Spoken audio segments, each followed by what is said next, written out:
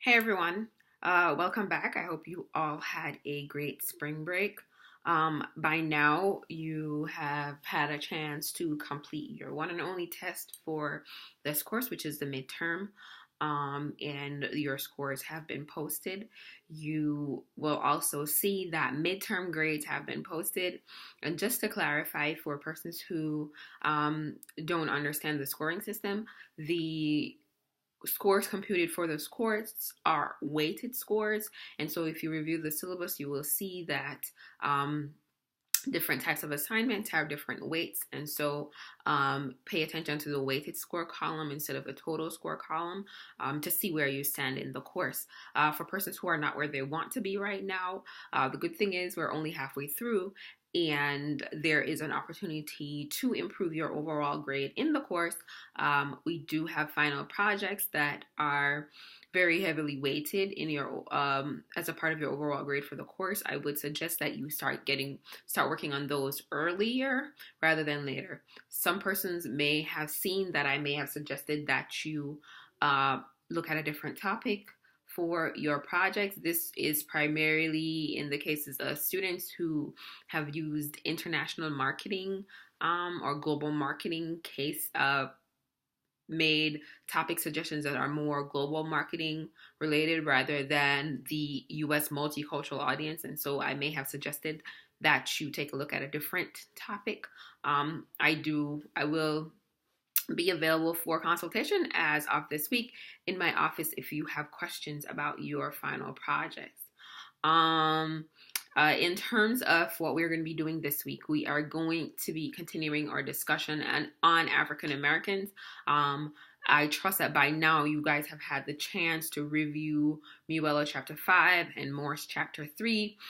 Those were content areas that were included on your midterm. So if you didn't read those chapters before, it would have affected how you or your ability to answer those questions on the midterm. We do have an assignment, a discussion board post related to African Americans. And so if you have not yet read the chapter, now is a good time to go ahead and do so before you make your initial posts on Wednesday.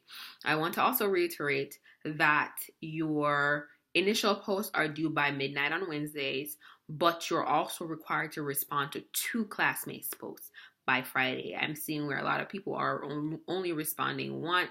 You have to respond to 2 classmates' posts on 3 separate days. So theoretically, you should be posting Wednesday, Thursday, and Friday of each week. And that is if you hadn't posted before Wednesday. Okay, so in terms of content, like I said, we're going to be digging deeper into the African American population. And if you guys have read Morse and Mueller, you will realize that they talk a lot about the population dynamics. And we see where African Americans are around 45.7 million of the population as of 2014, which is roughly 14% of the overall US population as at that time. But we're seeing where the projections show that they will be around 74.5 million by 2060, and they'll be around 13% of the population.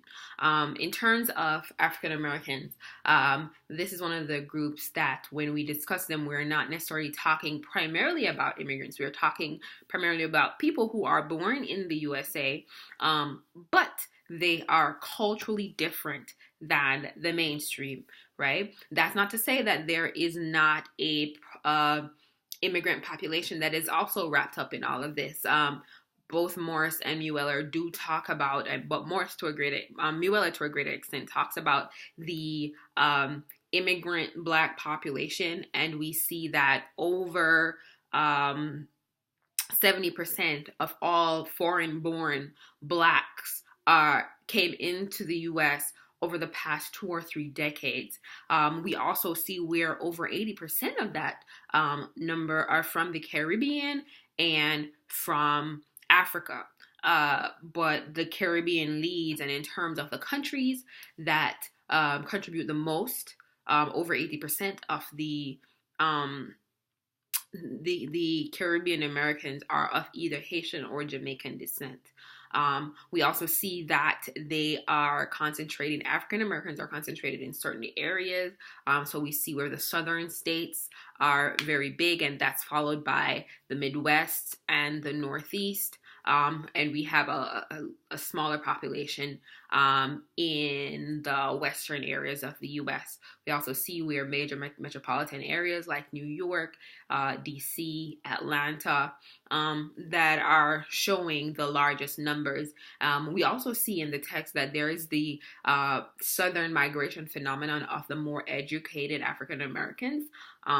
And so we now see that the population in the South may be, especially in cities like Atlanta, may be a little bit more educated. Most of the migration from north to south of African Americans, actually people who actually have a first degree at the very least. So we're talking about a little bit more affluent population. In terms of the culture of African Americans, we see, and I think Mueller does a really good job of talking about culture and the retention of culture and what are some of the things that make African Americans different from the mainstream. And so the big things that we are talking about, the transatlantic slave trade, that history of segregation and discrimination, right? That, of course, transatlantic slave trade was the primary contributor of Blacks to not just North America, but South America, the Caribbean as well. That was the major contributor of Blacks to the United States in terms of the slave trade. And because of that, we have these larger populations of Blacks in these countries.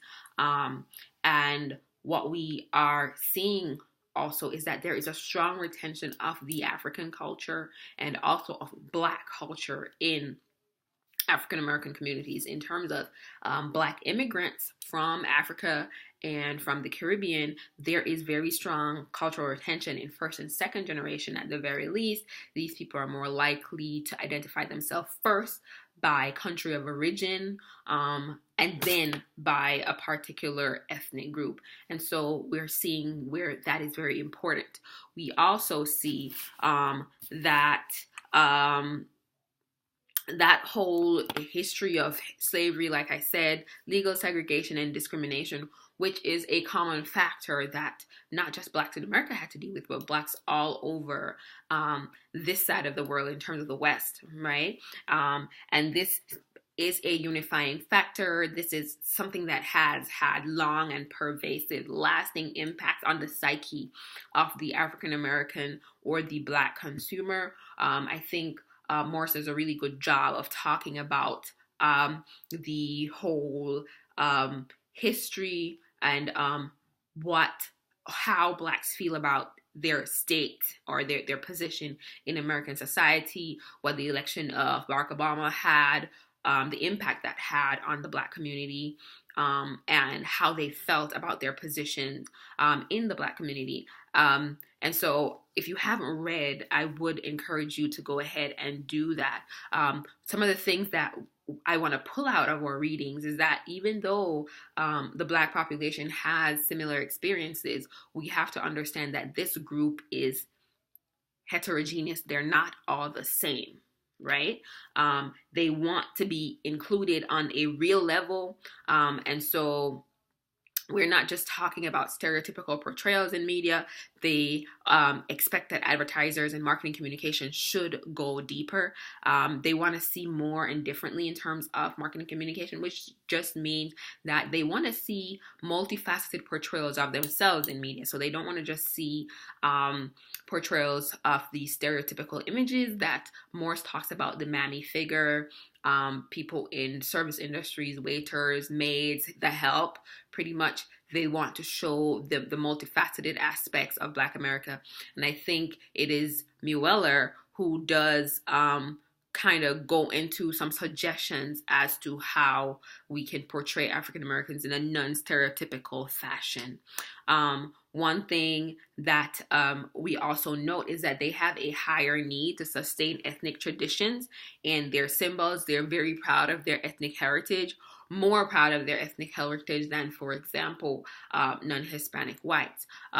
one of the things that is noted, however, is that they also have a higher sensitivity towards stereotypes. So they are more likely to be able to identify portrayals of themselves or as in stereotypical fashion. So they will be more likely to call out a company to say, this is, you're portraying us in a stereotypical manner. They are very sensitive to that. They have a very strong desire for respect, and they expect that. That is a respect for not just their history, but also their culture, the multifaceted nature of that culture. They expect that to be reflected at all levels of marketing communication, from product all the way to promotion, right? In terms of institutions, these trends that have basic, or institutions that are big parts of the African American culture. We have the Black church, and so we're coming back from slavery, where before slavery, there was no segregation of the church per se. There was, meaning there weren't necessarily Black churches and white churches. There was segregation within the churches where the slaves were on the balconies.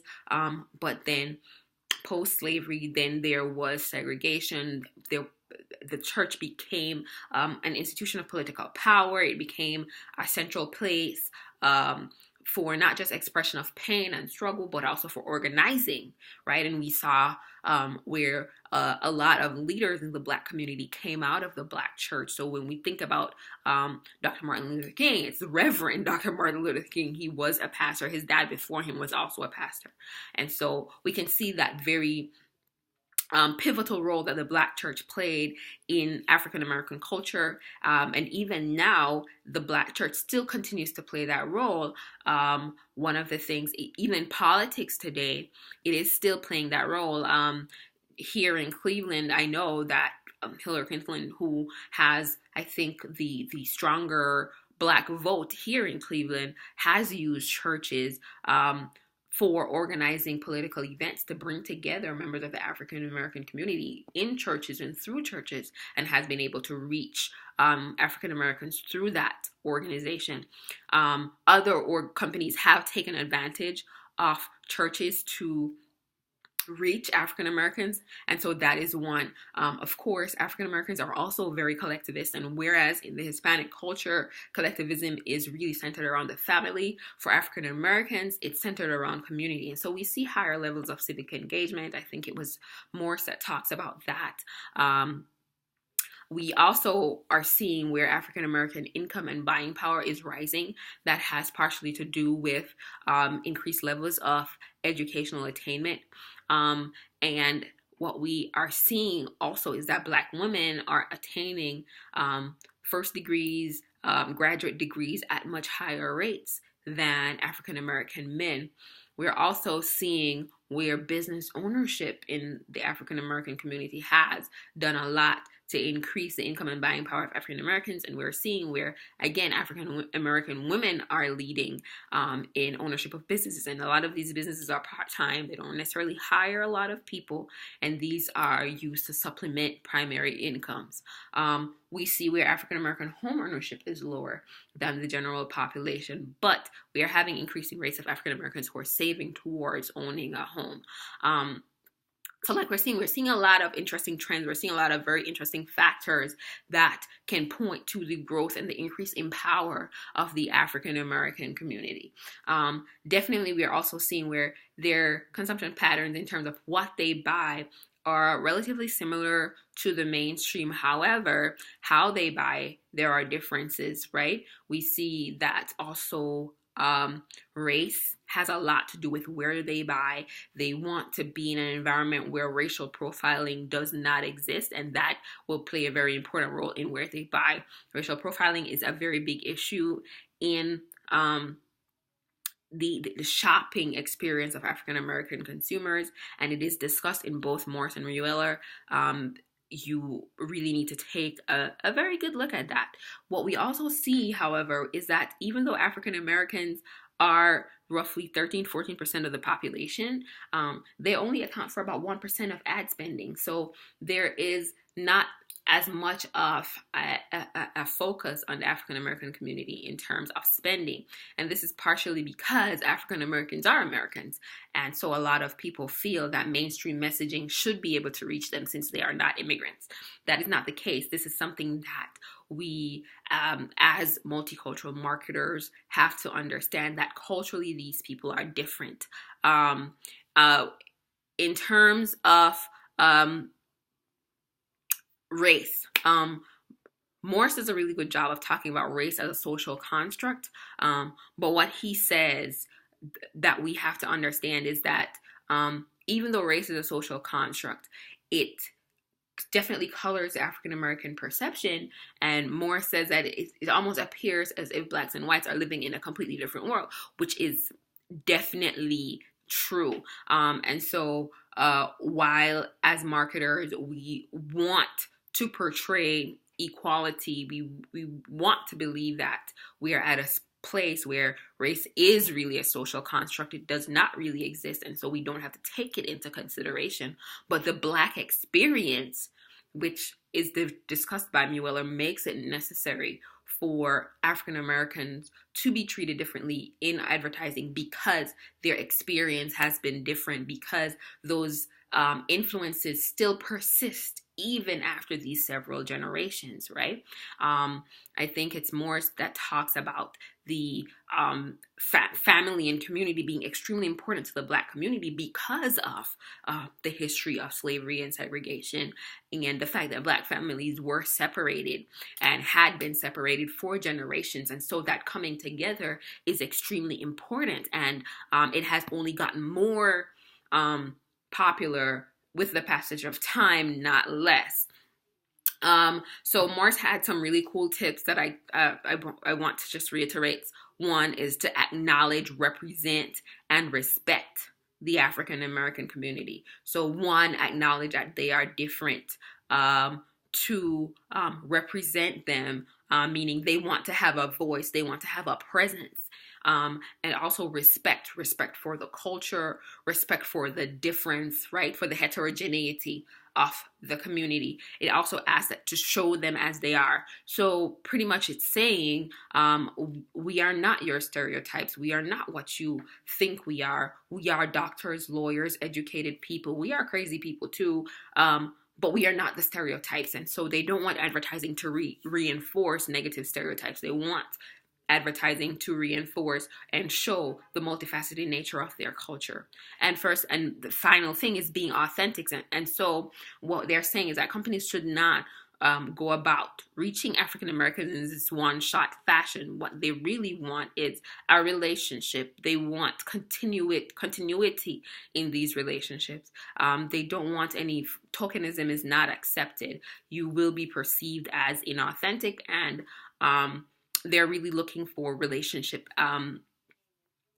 based advertising, marketing, communication programs. Like I said, if you haven't read the text, the two chapters that you're assigned to read, please go ahead and do so. It is extremely important that you do. Like I said, a lot of people take it for granted that African Americans are like the mainstream, and so, but it is not. It's not the case, and so we have to take as much effort to learn about them as we have learned about Hispanics, and we will learn about Asian Americans later, right? Okay, so like I said, please feel free to send me an email if you have any questions to talk about final projects. It's very important that you continue working on them from this point forward. It's extremely important. It's a huge part of your grade, right? And keep up with readings, assignments, and discussion board posts. That's going to be very important if you want to come out on the winning end of this course. All right, I'll talk to you guys next week. Take care.